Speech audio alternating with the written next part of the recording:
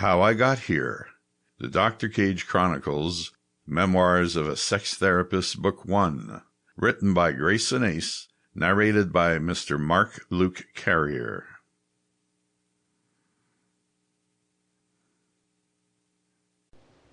Prologue. Hi, I'm Hunter Cage. Well, actually, it's Dr. Hunter Cage. I'm a sex therapist, and I specialize in assisting gay men cope with their desires and fantasies and help them to understand why they are the way they are. Everyone thinks one of two things. Gay man chooses to be gay, or he was born gay. In reality, there could be so many other things that cause a man to be gay. I grew up in a very small town in rural Pennsylvania called Intercourse. No, I couldn't make that up if I tried. Let's just say my upbringing greatly shaped who I am today, but we'll get more into those details a bit later. I opened my practice in the Castro district of San Francisco a few years back. I wanted to go to an area where I could make the biggest impact on gay men and figured, what better place to do this than the gay capital of the U.S.? My office sits on a very busy street, but I had a reflective covering installed on all of the windows, allowing for privacy during therapy sessions. These windows have many stories to tell. These chronicles will walk you through the lives and events of many of my patients, as well as myself, all names and locations being changed to protect their privacy. But before we get into any sessions, it's important to take you back to where things all began and show you what shaped me, Dr. Cage.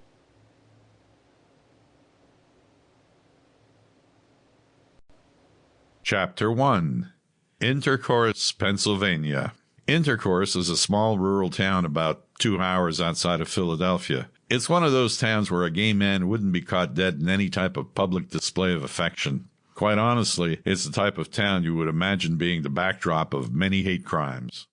I grew up in a pretty average white-collar American family. My dad worked for a union fiberglass company. I think he may have been the foreman or union steward, one of those important positions. He was very proud to be a union member, but even prouder to be an American. He always worked on special projects on Saturday mornings to get overtime. My mom didn't work, except on Sundays, where she would teach Bible lessons to the children at church. After church, though, she would join her friends for her weekly book club meetings. I always wanted to go with her, but she said the book topics would bore me. My brothers and I were her world, and there wasn't anything that she wouldn't do for us. My parents seemed to have a perfect marriage. Either that, or they were really good at hiding their problems from us. I have 2 brothers. Rocky is 2 years older than I am. He was a typical jock. He worked out every night and had the perfect muscles to show for it. I swear my mum would catch him almost weekly sneaking a girl into his room. Harry's 2 years younger than I am. He was a bit of a dork and super shy. He aspired to work for a union just like my dad and would pretend to build machines just to have something to relate to my dad. My brothers and I didn't spend a lot of time with each other because we really didn't have anything in common. Rocky was always chasing girls, and Harry would read books about machinery. We didn't have any air conditioning in the house, and the summers could get pretty hot, so I'd spend the majority of my time in the basement family room. I remember walking down into the basement one day and seeing my dad in the corner behind the built-in bar. His back was facing me, and apparently he didn't hear me come down the stairs, which I'm not sure how. There was a shelf built into the wall behind the bar where the water meter was, and I noticed him reaching up into the rafters. But there wasn't anything in his hands when he pulled them down. He turned around, and I quickly acted like I wasn't paying attention and said, "Hey, Dad, aren't you supposed to be at work?"